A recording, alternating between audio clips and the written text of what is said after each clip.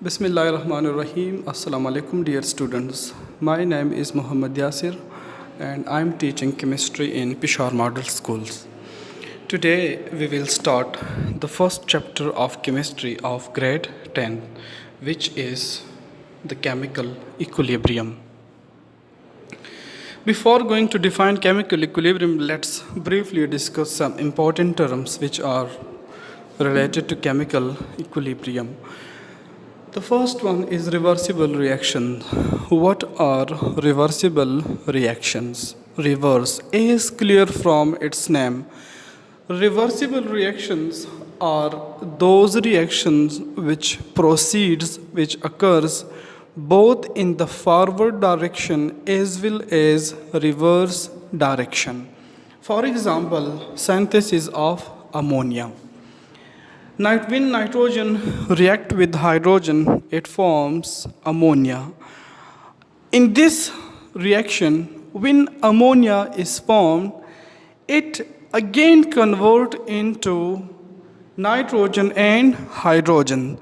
So, those chemical reactions in which once the product is formed, it again reversed and convert back into reactants. So such reaction which proceeds both in the forward direction as well as reverse directions are called reversible reactions. Other types of reactions are irreversible reaction. As clear from its name, irreversible. Once the product is formed, it cannot be reversed or it does not convert back into the reactants. It only proceed in one direction.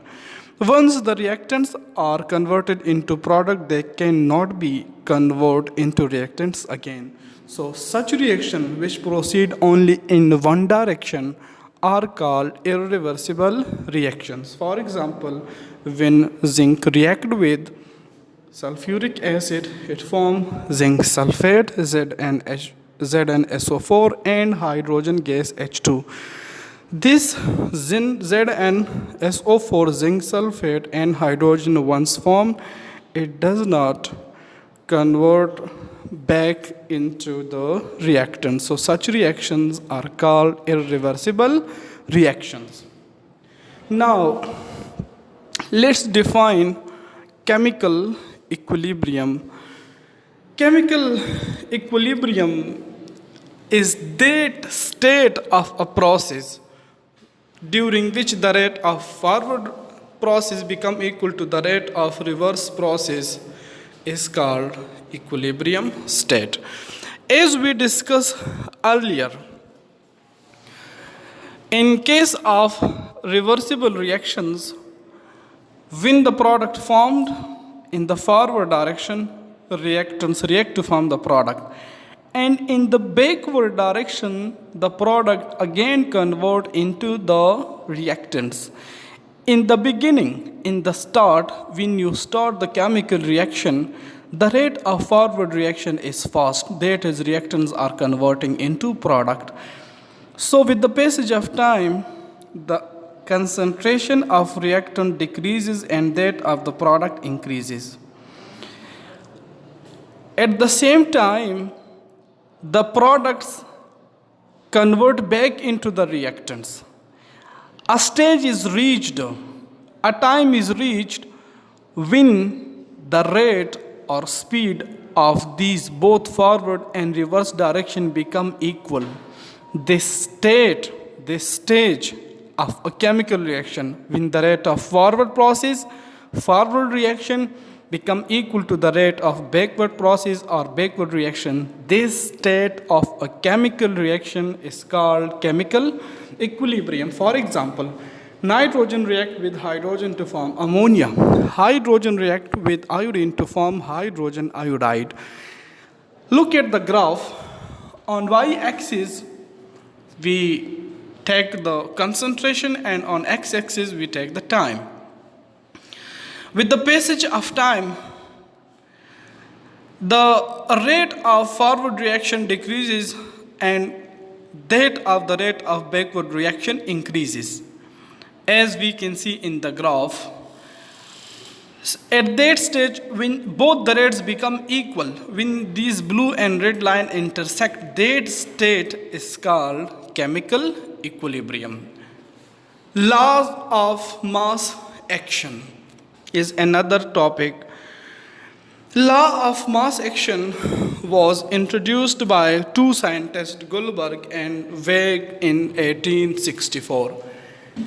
According to this law, the rate or speed of a chemical reaction is directly proportional to the product of the molar concentration, active masses of the reacting substances. Means, if you increase the concentration of reactants, then the rate of forward reaction will increase. If you increase the concentration of the product, the rate of backward reaction will increase. This is called law of mass actions, which states that the rate of a reaction is proportional to the product of the molar concentration of the reacting substances. Molar concentration means you are using the molarity as a concentration unit, which is the number of moles of solute in decimeter cube of a solution. It's called molar concentration. You people have already studied about molar concentration in your 9th class. Mathematical form is Kc is equal to molar concentration of product to the molar concentration of a reactant. Equilibrium constant is the ratio of the molar concentration of the product to the molar concentration of reactants. Units of equilibrium constant. Equilibrium constant, you know that it is a ratio, and ratio has no units. It depends upon the nature of reaction. It depends upon the equation. If Kc, the case number 1, if Kc has no unit for a reaction, if the number of moles of reactants and the number of moles of the products are equal, in such case, the Kc will have no unit. Mole per decimeter cube will cancel out and we will get no unit. For example, H2 plus I2 gives 2Hi. If we write the Kc expression, above is the product Hi raised to the power 2 divided by hydrogen concentration and iodine concentration. So, mole per decimeter cube square divided by mole per decimeter cube, all these will cancel out and we get no unit for Kc in this case. So, Kc will have no unit when the number of moles of reactants are equal to the number of moles of the product. The next one is Kc has unit for a reaction in which the number of moles of products are greater than the number of moles of reactant. For example, N2O4 gives 2NO2. So, write down the Kc expressions.